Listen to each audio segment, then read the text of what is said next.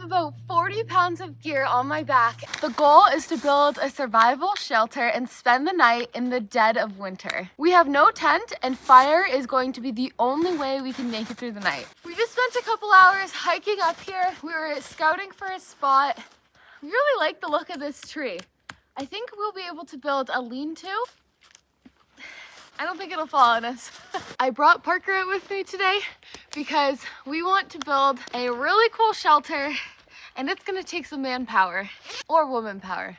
We got pretty sweaty on the way up, but we do have sweat wicking layers as our base layer, which is really important because as soon as you get wet, you get cold once you stop moving. Kiro has a fleece layer and a winter parka. He gets cold as soon as he stops moving. Layer 1. Yeah, he loves his jackets. And the second jacket. This is the best saw. The first job I'm going to do is scavenge for some wood that's already down right around the area where I've built a cot before. And so I want to see if I can repurpose any of that dry wood that I already cut a few weeks back. And here it is. This was my first attempt at a bushcraft shelter and it worked great. The ground makes you really cold, so you want to be elevated off the ground if you don't have a sleeping pad. These logs are going to save us a ton of time. Someone commented, I don't understand why you're walking over all this dead tree and cutting wood. And this we can use for the shelter. But if a piece of dead wood has been on the ground in the snow for weeks or even months, it's going to be wet. So you want to get the standing dead trees because the inside of that will be the most dry. This is the first time Parker's seen my cot. I asked him to come see it, but really I just wanted help carrying this wood. Oh yeah, it's frozen. A single mom who works so hard. Okay, show off. Oh, pine beetles got this one too. Oh yeah, it already feels like home. Dropping just below freezing right now. We're sitting at about 30 degrees Fahrenheit. Okay, I'll go get more.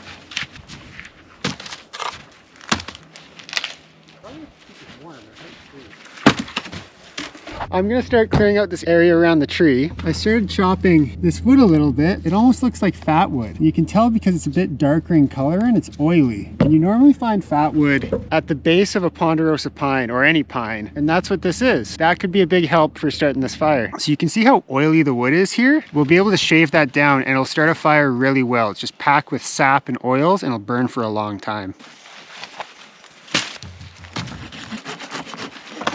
Are you cold, buddy? Do you need a place to sleep? Kiro is getting a bit cold, so we're gonna get a nice cozy place for him to sleep. Before we go any further with the shelter build, I'm gonna get a nice warm place set up for Kiro. And this is my trusted wool blanket that I bring on pretty much every winter camping trip now. Oh, he knows. He knows. He came right to it. A little bit of water for Kiro. Oh my, smells more like forest than the forest. This is Hygge. Opera challenged me to show what a Hygge desk means to me. So I thought I would show you a little bit behind the scenes of the planning that goes into these types of videos and builds. Hygge is a Scandinavian lifestyle. It is comfort and a feeling of content. Being cozy, a warm tea while working, that's also Hygge. This is not Hygge. Do you get what I mean by Hygge now? The Opera browsing system is designed to bring this into this. It's a unique and reliable browsing experience that you can customize to bring Hygge into your online world. I like to set my theme to calming so I can focus on my work. Before coming out here, I used Opera's tab islands to organize my research. With tab islands, everything stays organized and distraction-free, simple, and Hygge. Opera is sending a few lucky winners on a 6-day retreat at one of their 10 Hygge Desk days across Norway. If you want to experience that type of coziness, then I've linked it in the description and you can apply to win. All right, break's over. Time to make this shelter Hygge. This is one of my favorite parts, starting the fire. A wind is really coming in, so we got to get this fire going. We've got about 5 hours until the sun goes down. So we're using dry grass that we found, cleared the snow away. I'm gonna cheat a little bit and use my favorite fire starter, and that is cotton balls soaked in petroleum jelly. If you pull apart the fibers, it burns longer. I'm gonna use the fat wood that Parker collected. Oh, you wanna see how it's done? Get out, no, don't mess up my fires. Get out of here. Oh, I'm on his bed actually. And my favorite way to stir it with a ferro rod.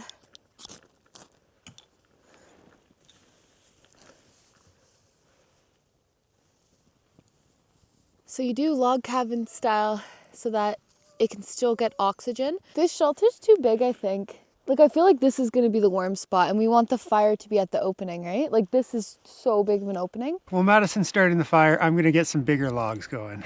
I love hearing you vlog. That makes one of us. This is the way I cut wood to make life easy. You want to set your log up nicely so that it doesn't pinch your blade. So I cut this little chunk off. And as I'm going, I just move that down and keep cutting so that my log's always off the ground.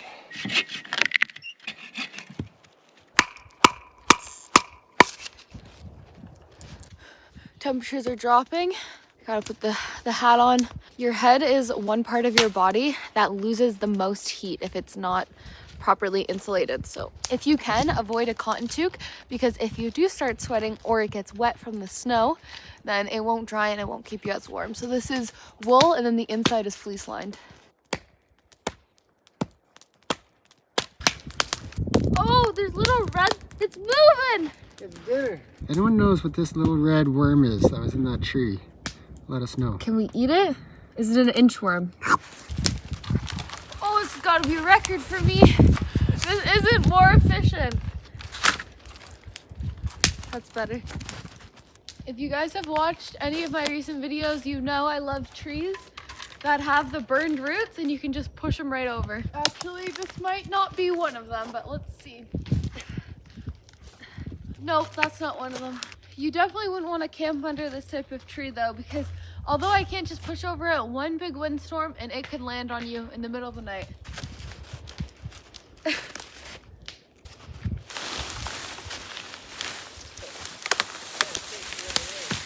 That's a good one. So the standing deadwood is important so that you can get dry wood for firewood, but for the shelter, a lot of these logs we can pick up off the ground and see what we can use.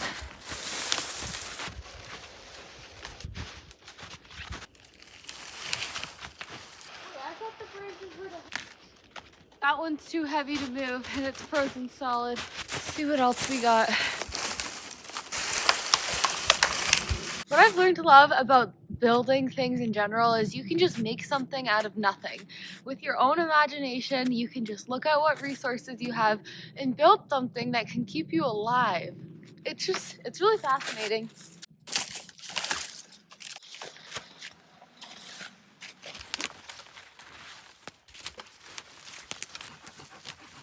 So we realized that's too much air above us. It's too tall. We need to be as close to the bottom as possible. So we're gonna clear out all this snow and try and make a little home under there. My nose won't stop running. Ugh. Bark is a good roof. It's shingles. We've got mold in our house. Could be a type of fungus probably, but get it out of here. Let's test it. Fire would be right here. Oh, this has spider webs on it. Wait, I don't want to lay in the mold. I'll protect you from the wind. Thank you. I think we need to enclose both sides. Like the length that you just laid, I need the same length. Mine is 2 feet. We have a long ways to go.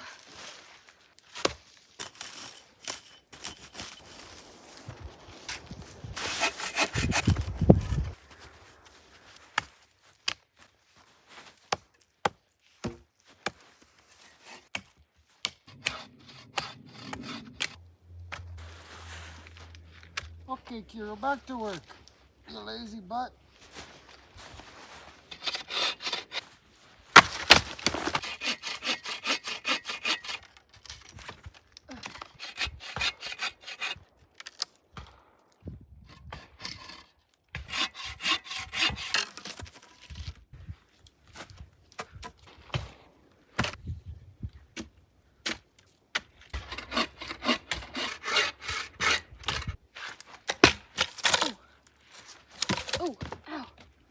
We need a layer of insulation, and we're gonna just pick off a few pine branches. These trees are obviously still alive, so we don't want to kill them, but we're just gonna take a few branches here and there. This bird is driving Kiro nuts. Oh, there it is.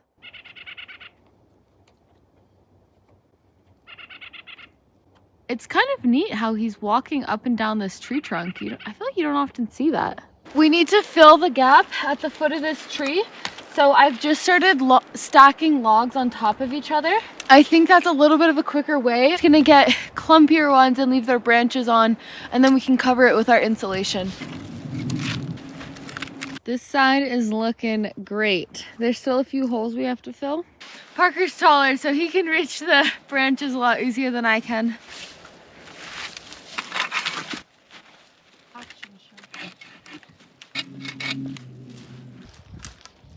We have majority of the shelter built, but now we have to move our fire so that we get the optimal amount of heat coming into our cave. We also want the shelter to block the wind and so that the smoke doesn't come into our shelter. So the wind's coming from that way. If we put it angled here, we should be good.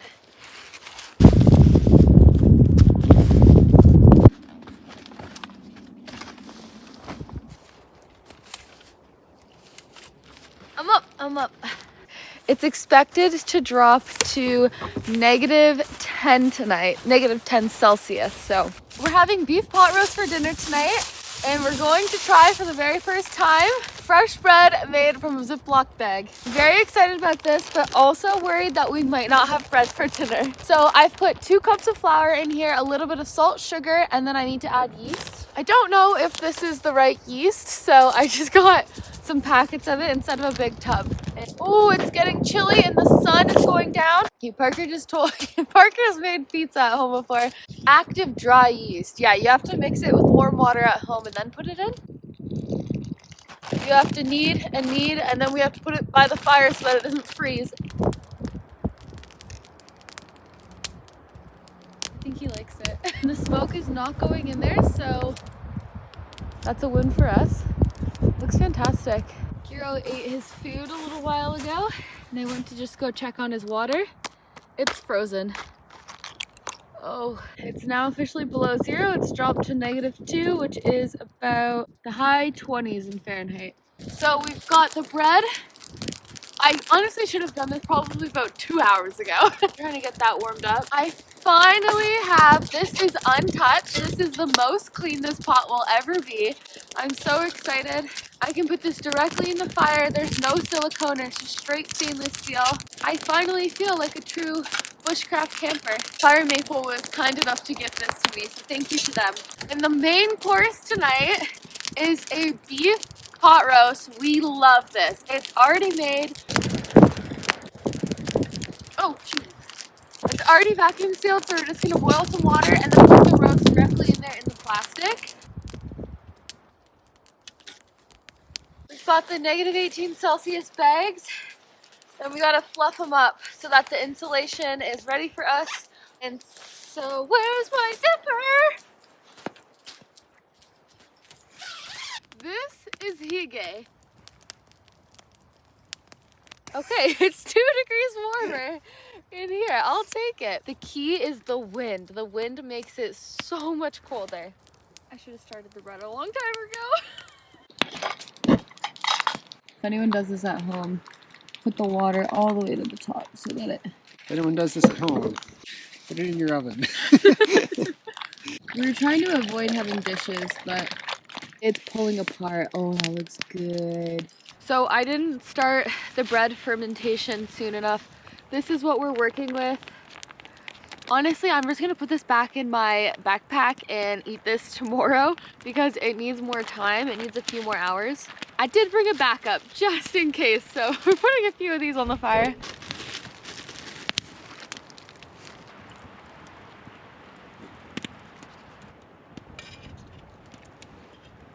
Dang, that's good. After dinner, it's about time to crawl into our cave. Don't worry, Kyo, you're getting some. Oh.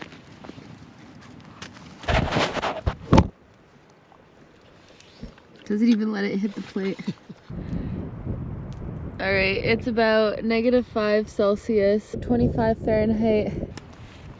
It's +2 in the back of the cave. I just pulled this out from there.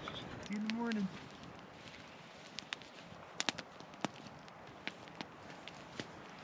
How did I end up with a girl that likes to sleep under a tree?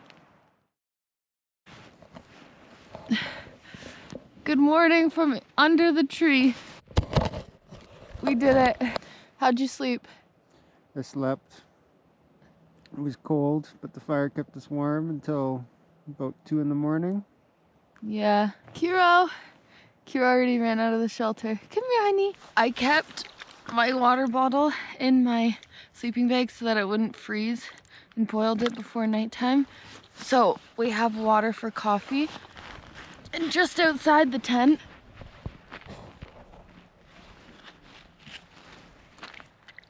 oh, there's a little bit of water in there, but it's basically all ice. All right, you ready for some coffee? I'm ready for some coffee. Let's get this fire started. I ended up having to retreat pretty deep into the shelter so that these beams were ahead of me. Because of our opening, the wind was going crazy last night. The skeleton with the pine needles, it wouldn't be rainproof. There's definitely holes, but it was snowproof. In the shelter, I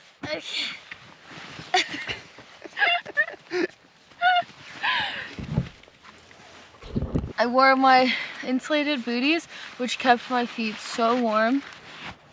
This, you can see it's rotten, but these little marks here show where the beetle has burrowed in and killed this tree. But we're still gonna chop it up.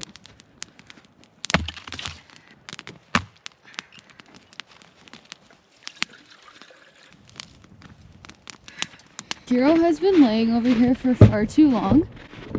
Oh, what are you chewing on? What is that? That is a hip. Kiro, leave it.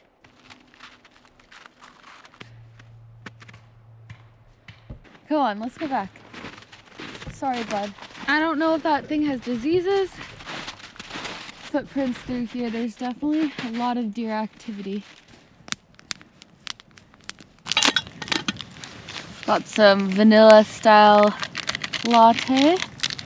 Oh, this is gonna be good. I don't like this food, right? Yeah. That's good. I feel like I'm at Tim Hortons.